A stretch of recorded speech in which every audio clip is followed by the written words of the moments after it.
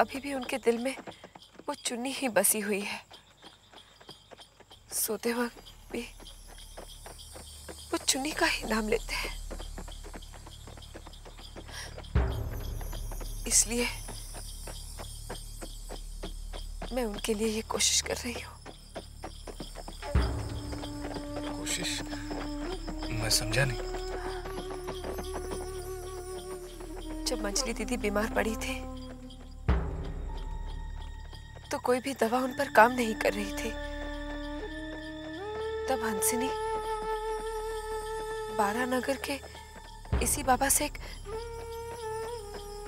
मंत्र का पढ़ा हुआ पान सुपारी लेकर आई थी और वो खाने के बाद मंजली दीदी एकदम ठीक हो गई।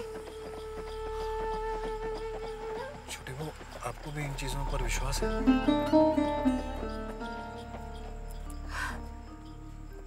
विश्वास है, इसलिए तो जा रही हूँ। अरे मंजली, तू छोटी के करतूतों पर पर्दा डालने की कोशिश क्यों करती है, बता तो सही। बड़ी दीदी, मैंने छोटी के किन करतूतों पर पर्दा डाला है? क्यों? भूतनाथ को उसका गुरु भाई बनाकर? लगता है आपके कान कुछ ऊंचा सुनने लगे हैं।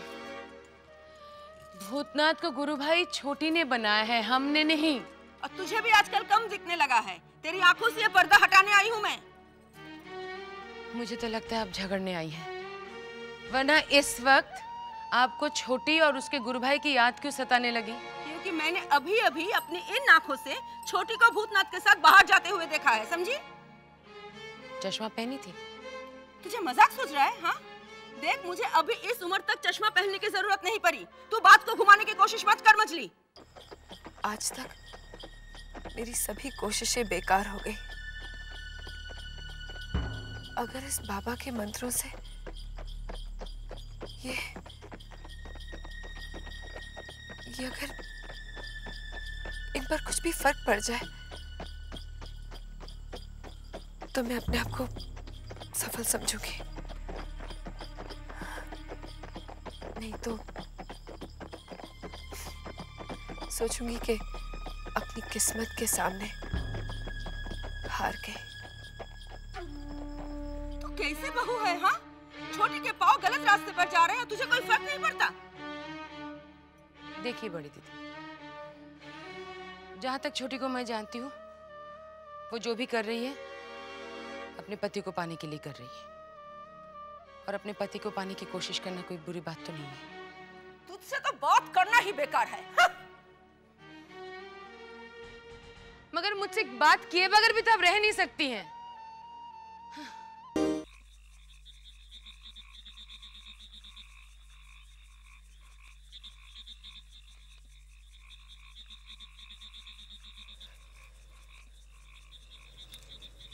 प्रणाम बाबा। प्रणाम। पान सुपारी लाई है? बाबा, पान सुपारी तो मैंने ही लाई। अगर आपके पास हो तो मुझे दे दीजिए। मेरा वापस आना बहुत मुश्किल होगा। बालिके, पान सुपारी तो तुझे अपने साथ ही लाना पड़ेगा, लेकिन तू बहुत परेशान लग रही है। मैं तुझे एक ताबीज देता हूँ। इस ताबीज को अपने पति के दाहिने हाथ में बांध देना, तेरा मंगल होगा। ये ले।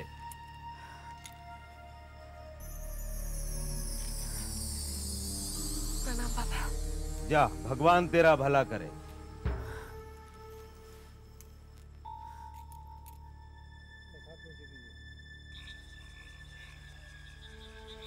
मुझे पता ही नहीं था, वरना मैं पान सुपारी ले आती।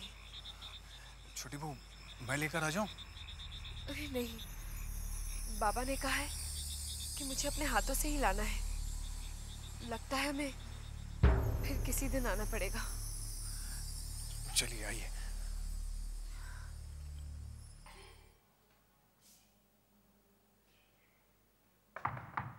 हवलदार साहब, क्या मैं अंदर आ सकता हूँ? अरे आइए आइए आइए ननी बाबू, आइए। काफी देर लगा दी आपने, हम तो कब से इंतजार कर रहे हैं आपका। मैं आपको देखता तो बहुत खुश हो जाता हूँ। ऐसा है क्या? आइए आइए, बैठिए बैठिए। और बताइए, कारोबार वगैरह कैसा चल रहा है आपका? बढ़िया।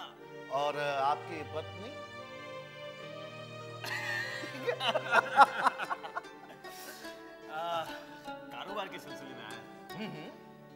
कागजात हैं, आपके हस्ताक्षर की जरूरत है। कैसे कागजात है भाई? हम पार्टनर तो हैं, अब इसके साथ साथ ये भी कि कमीशन का मैं लेनदार हूं। अच्छा अच्छा, दामाद जी ने पढ़ लिया है? पढ़ लिया, हस्ताक्षर भी कर लिया। चलिए चलिए, ठीक है ठीक है ठीक है भाई, जब दामाद जी ने पढ़ लिया है तो सब कुछ ठीक ही होगा। ये लीजिए कलम। अरे नहीं भाई, ये कलम आप अपने पास रखिए, मेरे पास एक शुभ कलम है और सारे शुभ काम ना मैं उसी कलम से करता हूं। आप इंतजार कीजिए, मैं अभी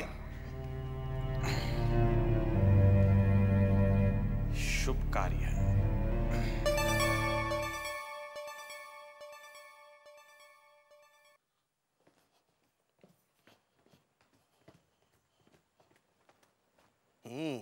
बुनाई कढ़ाई हो रही है। पिताजी, पिताजी आप उन कागजों पर सही मत कीजिए। क्यों? मुझे मालूम है नन्हीलाल बहुत चालाक आदमी है, वो हिस्सेदारी के साथ साथ दलाली भी लेंगे। लेकिन बेटी, दामाद जी ने पहले ही सही कर दिया है। मुझे मालूम है नन्हीलाल ने ये सब कुछ धोखे से करवाया है। बेटी, ये सब धंधे की बात है, तू नहीं समझेगी। हाँ पिताजी, पिताजी मैं आपके आगे हाथ जोड़ती हूँ। आज आपके दामाद कुछ बनना चाहते हैं, लेकिन उसके पहले ही कुछ हो गया तो वो टूट जाएंगे। मैं समझा नहीं। आहा, आपके दामाद कुछ बनना चाहते हैं, वो अपने पैरों पर खड़े होना चाहते हैं। तो क्या अभी वो अपने पैरों पर नहीं खड़े हैं क्या? हाँ? अरे बाबा, आप नाना बनने वाले हैं। क्या कहा? मैं नाना जी हाँ, आप नाना बनने वाले हैं। तू माँ बनने वाली? हाँ? ये तो बहुत बड़ी खुशखबरी है बेटे, मेरी इतनी सी चारू माँ बनने वाली। हाँ? बेटा, आज तक तेरा ये बाप पहले व्यवसायी था, बाद में बाप, लेकिन अब से ये पहले बाप है, बाद में और कुछ। तुम देखना, मैं कोई भी ऐसा कदम नहीं उठाऊंगा जिससे हमारे दामाद जी या हमारे नाती का कुछ भी बुरा हो। देख लेना। हाँ। तू घबरा मत बेटी, आज पहली बार मैं तेरे पिताजी में कुछ बदलाव सा देख रही हूँ। समझ में नहीं आता क्या करें। नन्हे की वजह से हमें यह कदम उठाना पड़ा। हम अपने कदमों को वापस भी नहीं खींच सकते। इज्जत का सवाल है। सरदार, इस बात का तो पूरा ध्यान रखना चाहिए। मैंने नौकर और दासियों की तनख्वाह कम कर दी है।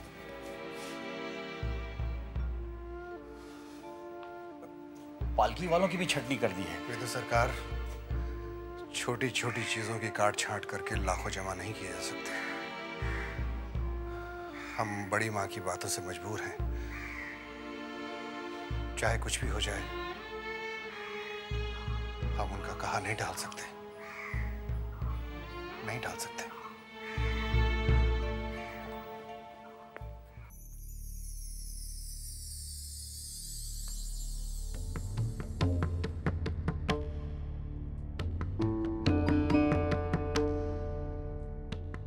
क्या हुआ? आपका कलम नहीं चल रहा? कलम तो चल रहा है, लेकिन मेरे दिमाग में एक बात आई है। कैसी बात? आप ये कमीशन मुझसे क्यों ले रहे हैं? आपको तो खान के मालिक गुप्ता ही से लेना चाहिए। ये बात आपके दामाद को समझनी चाहिए। जितना मुझे काम का तजुर्बा है, दामाद जी की उम्र भी उतनी नहीं है, और छोटे अगर गलती करते हैं तो बड़ों का काम है उसे सुधार देना। बड़ा कौन? बड़ा कौन? और आप तो मेरे सामने बड़ी बड़ी बातें करने लगे। मैं कोई बड़ी बातें नहीं कर रहा हूं, उसूल की बात कर रहा हूं, धंधे की बात कर रहा हूं। कारोबारी आदमी हूं, कारोबार में नुकसान उठा सकता हूं, लेकिन बेटी और दामाद को दांव पर लगाकर नहीं। खासकर ऐसे समय जबकि मैं नाना बनने वाला हूं।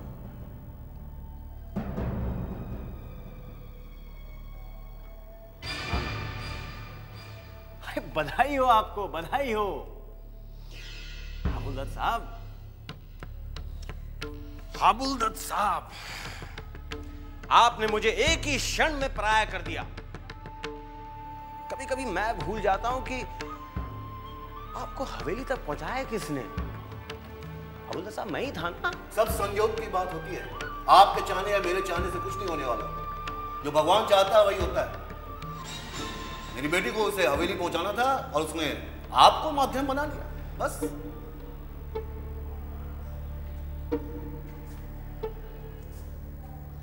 तो आपको मेरा एहसान मानना चाहिए। एहसान मानने का मतलब ये तो नहीं कि आप जो कुछ भी कहें उसे मैं मान लूं, चाहे वो गलत ही क्यों ना हो। तो आप हस्ताक्षर नहीं करेंगे? सही चीज पर हस्ताक्षर करने में मुझे कोई इनकार नहीं। मैं जाता हूं।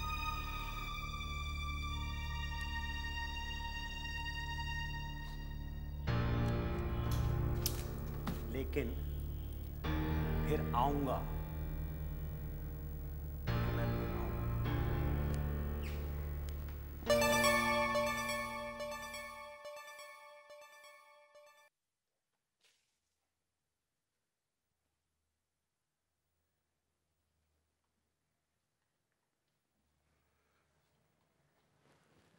आपने हमें याद किया बड़ी माँ। हाँ मजले, आज हम तुमसे एक प्रार्थना करना चाहते हैं। ये क्या कह रही हैं बड़ी माँ आप? आपका हम पे हक है, आप हुक्म कीजिए। आओ बैठो। नहीं ठीक है बड़ी माँ। बैठो तो सही।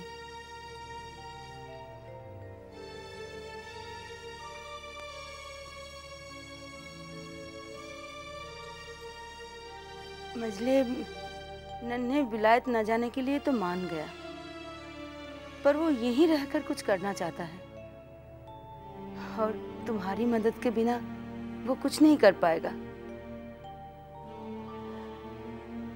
देखो मजले, बच्चे अगर कुछ बनना चाहें तो बड़ों को उन्हें हौसला देना चाहिए, तब जाकर वे कुछ बन पाएंगे।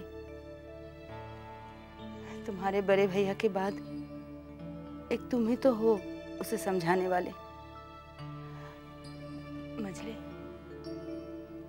उसे कभी अपने पिताजी की कमी महसूस होने मत देना और उसे हमेशा अपना बेटा ही समझना। बस यही हमारी प्रार्थना है तुमसे। समझे विदु सरकार? जी सरकार। ये बात है। अब कोयले का धंधा करो और कोयले के धंधे में अपने हाथ काले करो। ये कोई बात हुई भला? मगर करे तो क्या करें? बड़ी माँ की बातों ने हमें बेबस करके रख दिया। अब न चाहते हुए भी अपने कदम वापस तो नहीं खींच सकते ना। बड़े भाई साहब रहे नहीं, अब नन्हे का भला बुरा तो हमें ही सोचना है ना। अब उसने बच्चों की तरह जिद पकड़ ली, कोयले की खान खरीदनी है तो खरीदो। अब हमने जो फैसला लिया है उसको अंजाम तक तो पहुंचाना ही। आपके बच्चे के लिए मेरी तरफ से एक छोटी सी भेंट।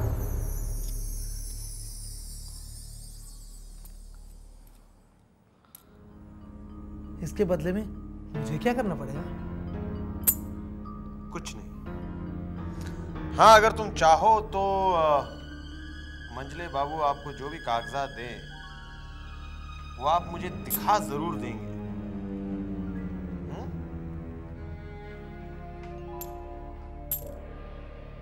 बस। जी समझ गया। नमस्कार। इतनी सी बात समझने के लिए पूरे 22 सिक्के वसूल लूंगा। बालक बाबू, ये रहे असली कागजात, इन्हें संभाल कर रखिएगा। और ध्यान रहे किसी के हाथ नहीं पड़ने चाहिए। अरे नहीं नहीं, ये भी कोई कहने की बात है। आप ठीक कह रहे हैं बालक बाबू, लेकिन क्या कहें, वक्त जरा खराब चल रहा है और दीवारों के भी कान होते हैं। पर आप तो इतने तेज तर्रार वकील हैं, आपको क्या समझाना।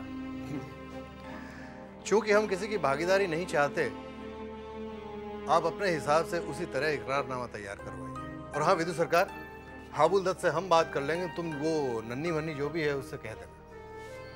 लेकिन वो 2 लाख जो कम पड़ रहे हैं उनका इंतजाम? उसका इंतजाम मैं कर लूंगा। तुम कहाँ से कर लोगे? आप बिल्कुल फिक्र मत कीजिए। आप ही तो कहते हैं चाचा कि अब सारा काम मैं बहुत जिम्मेदारी से करने लगा हूं। इस कोशिश को हम बेकार नहीं जान देंगे चाचा। ठीक है नन्हे, इस मामले में हम तुमसे बाद में अकेले में बात करेंगे।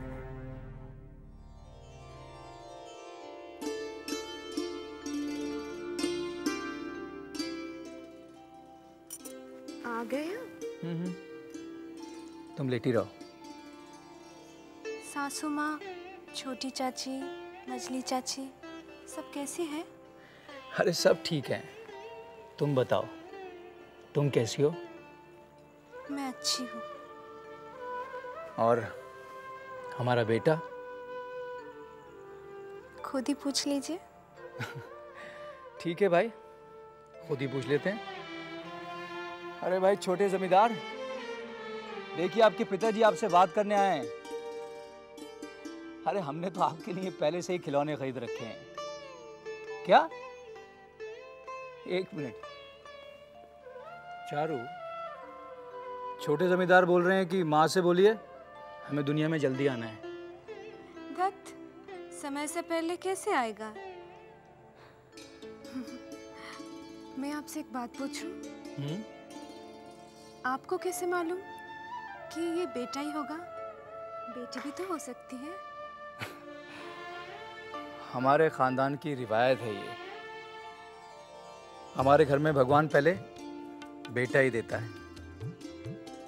और अगर ये रिवायत बदल गई तो बदलने दो, बेटी आ जाएगी। अरे बेटी भी तो घर की लक्ष्मी होती है, घर में लक्ष्मी आ जाएगी। आपको मालूम है आप कितने बदल गए हैं? और ये देख के मुझे बहुत खुशी हो रही है। चारू, मैं सिर्फ तुम्हारी वजह से बदला हूं, और बाकी रहा सा हमारी आने वाली औलाद कर देगी। अच्छा एक बात बताओ, ये एकदम से मुझे क्यों बुला भेजा? मैं हवेली जाना चाहती हूँ। मैं चाहती हूँ कि हमारा बेटा या बेटी वही हो। मेरा यहाँ मन नहीं लग रहा। ठीक है।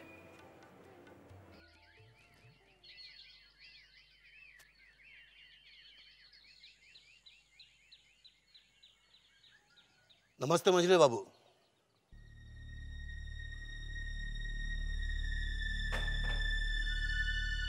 आपने मुझे बुलाया था? हाँ आइए बैठिए।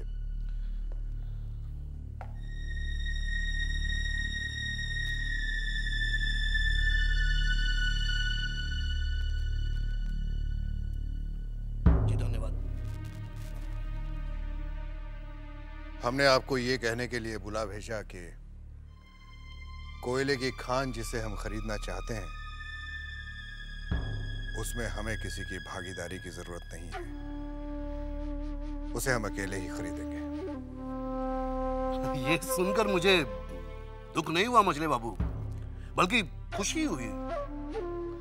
लेकिन मछली बाबू, अब मैं आपका समधी हूं, आपके किसी काम आ सकूं तो मुझे अच्छा लगेगा ना। जी इसके लिए शुक्रिया, लेकिन हमें इसकी जरूरत नहीं।